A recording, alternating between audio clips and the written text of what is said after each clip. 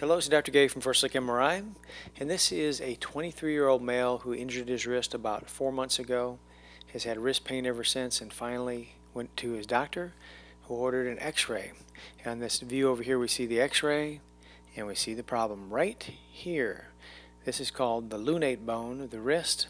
It's in the middle of the wrist along the proximal side. Here's the distal carpal bones, wrist bones.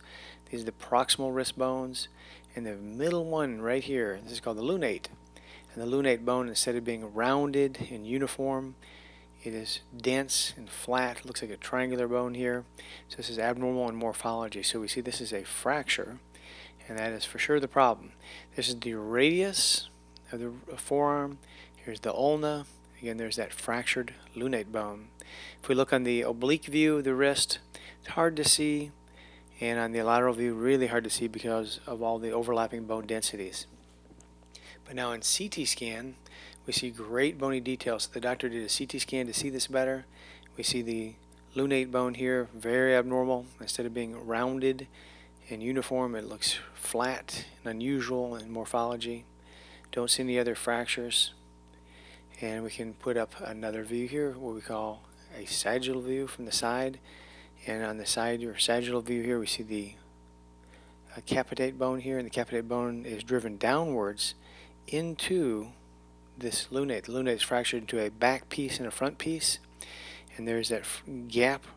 You can see the fracture line's kind of jagged here.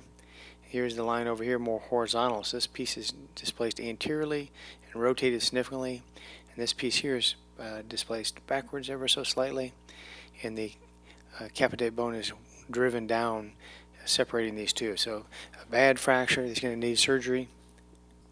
And just to quickly look at this one, this is an MRI. Unfortunately, the patient moved. MRI can be really difficult in the wrist because they have to lay like in the Superman position with their wrist over their head in a coil, and it can be really uncomfortable. And we see this darkness here. This is the fracture. It has lost the normal bright fatty marrow, and all the other bones are really bright like they should be, so it really stands out.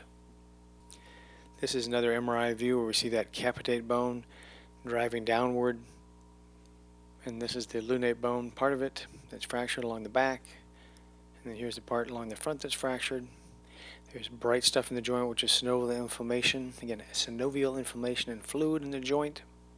Now we're going to look at the side view or sagittal view, and in this view we see this gap right between those two fracture fragments that we saw so well on the CT scan. So here's one piece, here's the other piece here, and a separated fracture. Now the question is, what happened here? The patient has a fracture, and sometimes the fractures can be from a traumatic event. So maybe when he fell, he just has this transverse or a fracture in the coronal plane right through it, and then the bones have separated. Other times the patient can have an injury of the blood vessels, an injury that instead of fracturing the bone, it just tears a blood vessel, injures a blood vessel, and once a blood vessel has a compromise, the bone will lose its blood supply and die. We call it osteonecrosis or avascular necrosis, and when the blood flow is compromised and the bone dies, the bone becomes weak, and this can fracture just like this. So this could be osteonecrosis or avascular necrosis, and we call that Kienbach disease. Or this could just be from a fracture, a traumatic event where it just split the bone and it split apart, and now the patient has just had this slow progressive wedging of the capitate between these. Now, if this were the osteonecrosis, the blood vessels just genetically can be different in people. Sometimes, or about 70% of the time, there's a blood vessel along the, two blood vessels along the dorsal side, the back, and there's two blood vessels along the palmar side. So most people have a dual blood supply along the dorsal aspect and a dual blood supply along the palmar aspect.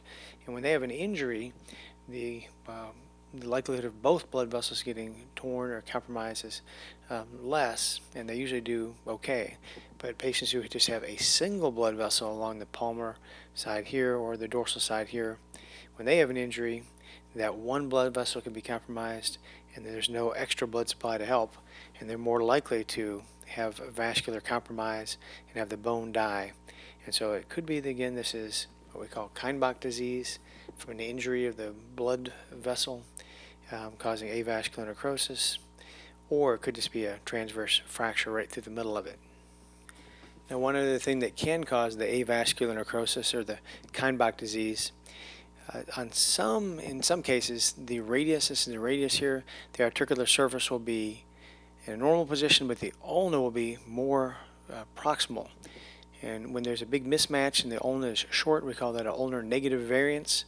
And when that happens, there can be abnormal stress between the lunate bone and radius. And with chronic abnormal stress, the bone can become weak and the blood supply can become compromised. And they theorize that can lead to osteonecrosis. But in this patient, this is a nice normal anatomic relationship between the radius and ulna. They're almost equal, and so this does not fit with the negative ulnar variance. So again, a fracture right through the middle could have been related to a really significant impaction injury with a fracture, or it could have been related to vascular compromise, especially if he has just an anatomic variant or a normal anatomic variant where there's only one blood vessel along the front and back. And that's it. Thank you very much.